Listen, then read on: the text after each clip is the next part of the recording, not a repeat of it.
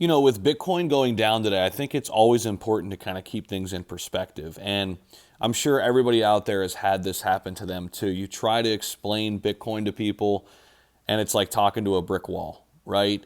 People just won't listen. And on days like this, it's particularly hard to talk to those people. On days like this, it's hard to kind of realize what's happening right now with Bitcoin, what's actually going on. Because these pullbacks, the little pullback that we saw today, it's all normal. It's all part of a grander plan, a greater plan. And Bitcoin historically has shown us that yes, it's going to be a bumpy ride. It's going to be volatile, but over time, the last 12 years plus, Bitcoin has proven to be an asset unlike any other, right? We know, historically speaking here, 300 days leading up to the halving, we get a little bit of a bump, and then there is some choppiness as we get closer to the Bitcoin halving. That's happening right now, and we're probably going to get more dips along the way. But we also know, historically speaking, that after Bitcoin halvings come huge, huge gains. I don't think you guys realize how big the volume number is when we think about BlackRock in the last 4 days. $1 billion of volume. That's just BlackRock's ETF. Not to mention Fidelity and the other 10 that are out there. First off, there's not going to be 12 for very long. I don't think at all. I think there's going to be eventually probably 3, maybe 4. BlackRock, Fidelity, and maybe one other, right?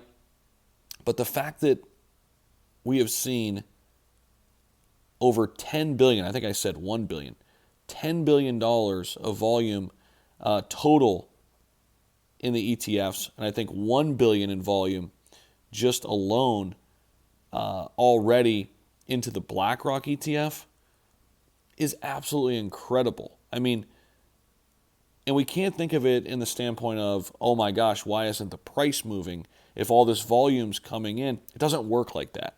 There's buying pressure, there's selling pressure. People are finally taking their profits from 2023. Remember, Bitcoin went from 16,000 to 45,000. Nobody took profits. Why? They were waiting for the Bitcoin ETFs to be approved, for the price to pump to 48K, 49K, and then take profits. Exactly what we're seeing right now. But the bigger picture here is there's never been an asset like Bitcoin. We're getting ready for a supply shock and a demand shock at the same time. At the same time. The supply is limited. We know there's a limited supply, despite what Jamie Dimon says, that Satoshi, or whatever the hell he said, he mispronounced it, is going to create more. That's not going to happen. It's hard-coded. 21 million, that's it. Last Bitcoin to be mined, 2140, I think. Don't quote me on that. Yeah, 2140, I believe it is. Give or take, roughly. There's never been an asset like this.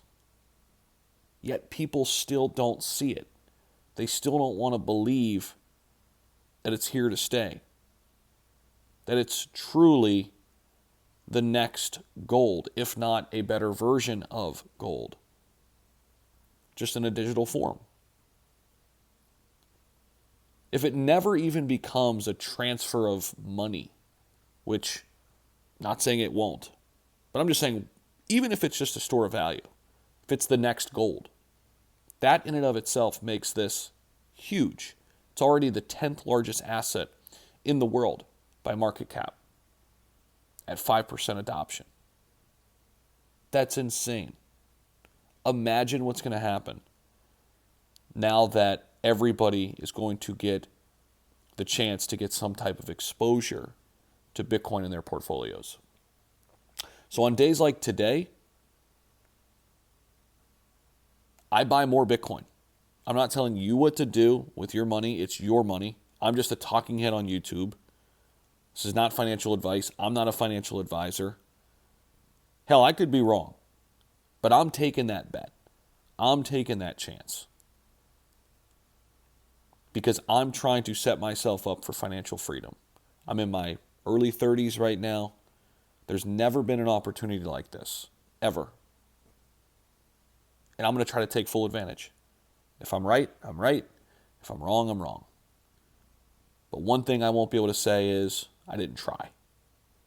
And everything that I've looked at, is the reason why Bitcoin is the number one asset in my portfolio. And I hold a ton of altcoins too. But that rock, that backbone, will always be Bitcoin for me. Appreciate you guys. Let me know what you think about this down below. We'll see you.